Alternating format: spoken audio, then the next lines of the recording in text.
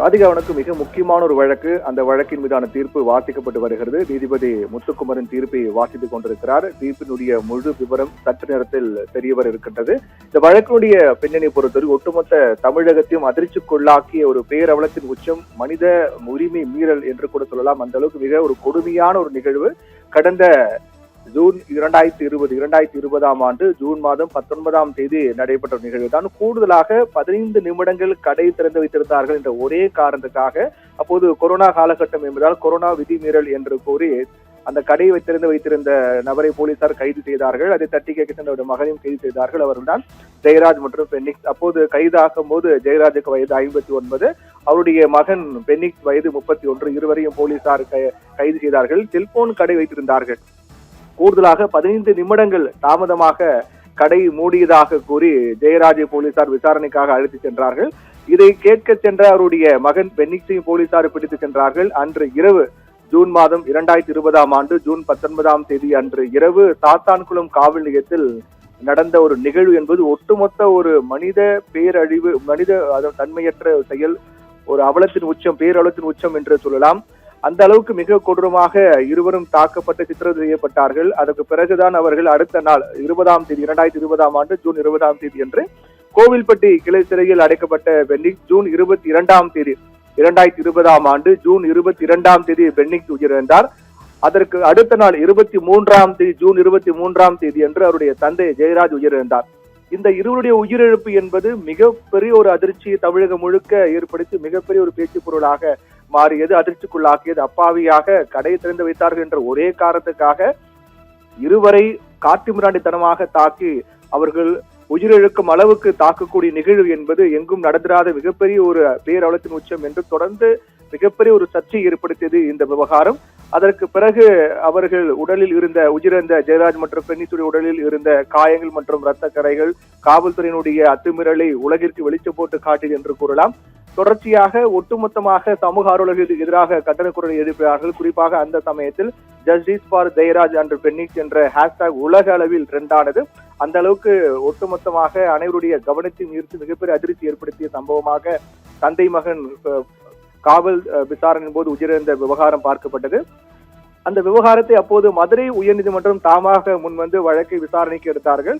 அப்போது ஒரு பெண் காவலர், அதாவது ரேவதி என்ற பெண் காவலர் அளித்த அந்த துணிச்சலான வாக்குமூலத்தின் அடிப்படையில் போலீசாருடைய கொடூரத்தை உறுதிப்படுத்தியது அந்த பெண் காவலுடைய வாக்குமூலம் என்று சொல்லலாம். அதற்கு பிறகு இந்த வழக்கு தொடர்பாக முதலில் சிபிசிஐடி போலீசார் விசாரித்தார்கள். அதற்கு பிறகு கடுமையான ஒரு சிபிஐ விசாரிக்க வேண்டும் என்ற கோரிக்கை அடிப்படையில் அதற்கு பிறகு சிபிஐ வசம் விசாரணை சென்றது.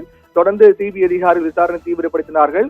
இந்த வழக்கில், மரண வழக்கில், தந்தை மகன் மரண வழக்கில் சிபிஐ தரப்பில் முதற்கட்டமாக 2027 பக்கங்களிலும் அதற்கு பிறகு இரண்டாம் கட்டமாக 400 பக்கங்களிலும் குற்றப்பத்திரிகை தாக்கல் செய்யப்பட்டது. ஒட்டுமொத்தமாக முதலில் 2027 பக்கங்கள், அதற்கு பிறகு 400 பக்கங்களில் குற்றப்பத்திரிகை தாக்கல் செய்யப்பட்டது. இந்த குற்றப்பத்திரிகையில் காவல் ஆய்வாளர் இன்ஸ்பெக்டர் ஸ்ரீதர், உதவி ஆய்வாளர் சப் இன்ஸ்பெக்டர் ரகு கணேஷ், பாலகிருஷ்ணன் உள்ளிட்ட 10 போலீசாருடைய பெயர்கள், அவர்கள் மீது கொலை குற்றம் சுமத்தப்பட்டது. அதில் ஒருவர் உயிரிழந்தார். அதையடுத்து 9 போலீசார் இந்த வழக்கில் விசாரிக்கப்பட்டு வருகின்ற சூழ்நிலை. அந்த 9 போலீசாரை பொறுத்தவரையில் அது மிக முக்கிய நபராக பார்க்கப்படக்கூடியவர் காவல் ஆய்வாளர் இன்ஸ்பெக்டர் ஸ்ரீதர் மற்றும் எஸ்ஐ பாலகிருஷ்ணன், மற்றொரு எஸ்ஐ ரகு கணேஷ், பால்துரை என்பவர் தான் உயிரிழந்தார். அவரும் எஸ்ஐயாக இருந்தார். அவரும் கொரோனாவால் உயிரிழந்தார். இந்த சம்பவம் நடைபெற்ற அடுத்த சில மாதங்களில் 2020 அடுத்த சில மாதங்களில் ஜூன் மாதம் அடுத்த சில மாதங்களில் அவர் உயிரிழந்தார். மற்ற போலீசார் முருகன் தலைமை காவலர், அதே போன்று தாமஸ் பிரான்சிஸ் தலைமை காவலர், முத்துராஜ் அவர் போலீசார், சாமதுரை, அதே போன்று செல்லத்துறை, வேல்துறை ஆகிய 9 பேர், மொத்தமாக 10 பேர். அதில் 9 பேர் மட்டுமே தற்போது விசாரணை இருக்கின்றார்கள். தொடர்ந்து விசாரிக்கப்பட்டு வருகின்ற சூழ்நிலையில் ஏற்கனவே கூறியது போல முதலில் 2027 பக்கங்களும் அதற்கு பிறகு 400 பக்கங்களும் குற்றப்பத்திரிகை தாக்கல் செய்யப்பட்டு சிபிஐ விசாரணை என்பது மிக தீவிரமாக நடைபெற்றது. அந்த விசாரணை மிக முக்கியமான ஒரு விசாரணை என்றால், காவல் நிலையத்தில் அந்த சுவர்கள், அதாவது தந்தை மகன் இருவரையும் கொடூரமாக அடி சித்திரவதை செய்யப்பட்ட அந்த சிறையினுடைய சுவர்களில் இருந்த இரத்த கரைகள், டிஎன்ஏ பரிசோதனை மற்றும் செல்போன் பதிவுகள் உள்ளிட்ட பல்வேறு ஆதாரங்களை திரட்டிய சிபிஐ அடுத்தடுத்து பல்வேறு விசாரணைகளை அவர் தீவிரப்படுத்தினார்கள். இந்த வழக்கு தொடர்ந்து மதுரை மாவட்ட முதலாவது கூடுதல் செஷன்ஸ் நீதிமன்றத்தில் விசாரிக்கப்பட்டு வந்தது. அப்போது சம்பவம் நடந்த போது சாத்தான்குளம் போலீஸ் நிலையத்தில் பணியாற்றிய பெண் போலீசார் தான் இதில் மிக முக்கியமான ஒரு சாட்சியமாக பார்க்கப்பட்டார். பெண் போலீசார் ரேவதி, அதே போன்று பியூலா, சப் இன்ஸ்பெக்டர் ரவிச்சந்திரன் இவர்கள் அனைவரும் சாட்சி அளித்தார்கள். மொத்தமாக இந்த வழக்கில் 100க்கும் மேற்பட்ட சாட்சிகள் இந்த வழக்கில் சேர்க்கப்பட்டார்கள். தொடர்ந்து விசாரணை சிபிஐ தரப்பில் மிக தீவிரமாக நடைபெற்று வந்தது. கிட்டத்தட்ட 6 ஆண்டுகள், சரியாக சொல்ல வேண்டும் என்றால் இந்த சம்பவம் நடைபெற்றது 2020ஆம் ஆண்டு ஜூன் 19ஆம் தேதி அன்று இரவுதான் கொடூரமாக தந்தை மகன் தாக்கப்படுகிறார்கள் போலீசாரால். இன்று மார்ச் 23, 2026 மார்ச் 23 இன்று என இந்த ஒட்டுமொத்த இந்த ஆண்டுகள் கணக்கில் எடுத்துக்கொண்டோம் என்றால் சரியாக இந்த சம்பவம் நடைபெற்று இன்றுடன் 2103 நாட்கள் ஆகின்றது. 2103வது நாளில் இந்த வழக்கில் தீர்ப்பு வெளியாக இருப்பது என்பது மிகுந்த கவனத்தை பெற்றிருக்கிறது. அதாவது 5 ஆண்டுகள் 9 மாதங்கள், கிட்டத்தட்ட 6 ஆண்டுகள் இந்த வழக்கு விசாரணை என்பது தொடர்ச்சியாக நடைபெற்று வந்த சூழ்நிலையில் கைதானவர்கள் ஏற்கனவே ஜாமீன் வழங்க கோரி தொடர்ந்து மாவட்ட நீதிமன்றம், உயர்நீதிமன்றம், உச்சநீதிமன்றங்கள் தாக்கல் செய்த மனுக்கள் அனைத்துமே தள்ளுபடி செய்யப்பட்டது. அவர்களுக்கு ஜாமீன் வழங்கப்படவில்லை.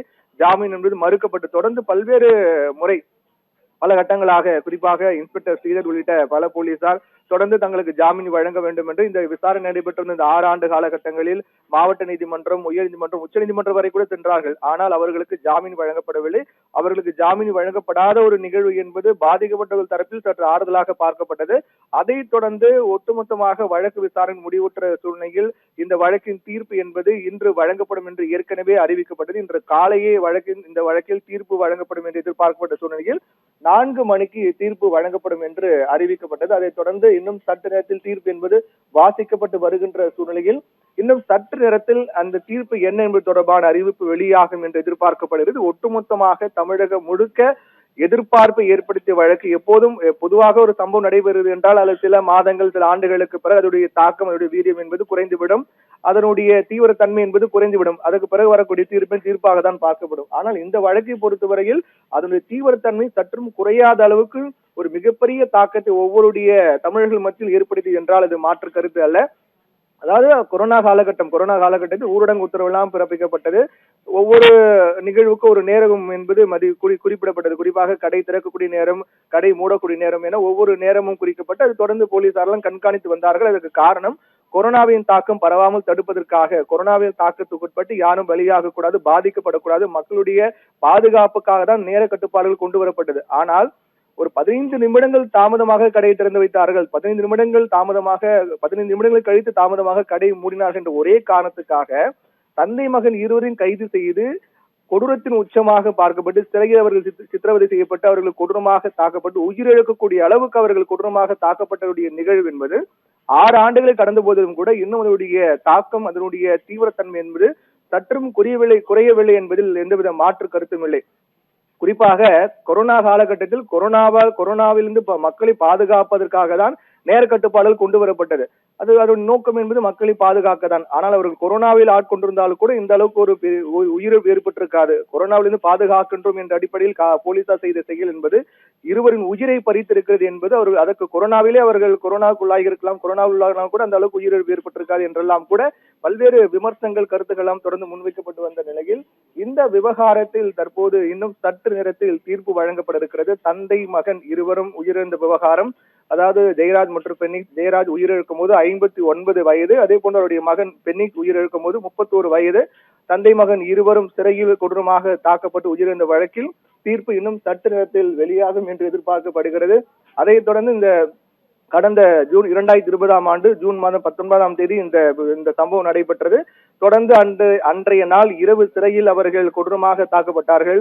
அதற்கு பிறகு அடுத்த நாள் அவர்கள் மருத்துவமனையில் அனுமதிக்கப்பட்டார்கள். அப்போதுதான் 2020ஆம் ஆண்டு ஜூன் மாதம் 23ஆம் தேதி அவருடைய ஜெயராஜ் உயிரிழந்தார். அடுத்த நாள் 23ஆம் தேதி ஜெயராஜ் உயிரிழந்தார். அதுக்கு முந்தைய நாள் 22ஆம் தேதி பென்னிக் உயிரிழந்தார். முதலில் மகன் உயிரிழக்கிறார், அதற்கு அடுத்த நாள் தந்தை உயிரிழக்கிறார். அடுத்தடுத்து இருவர் உயிரிழப்பு ஒரே குடும்பத்தில், அதுவும் தந்தை மகன் என்பது மிகப்பெரிய கொடூரத்தின் உச்சமாக தான் பார்க்கப்பட்டது. ஒரே சிறையில் இருவரையும் அவர்கள் போலீசாருடைய தாக்கிய விதம், ஒரு கொடூரமாக தாக்கியது என்பது தன்னுடைய கண்முன்னே தன் தந்தையை தாக்குகிறார்கள் என்ற மனவேதனை, அதே போன்று தன்னுடைய கண்முன்னே தன் மகனை தாக்குகிறார்கள் என்ற தந்தையின் மனவேதனை, தன் தந்தையை தாக்குகிறார்கள் என்ற அந்த மகனின் மனவேதனை என்பது கொடூரத்தின் உச்சமாக பார்க்கப்பட்டது.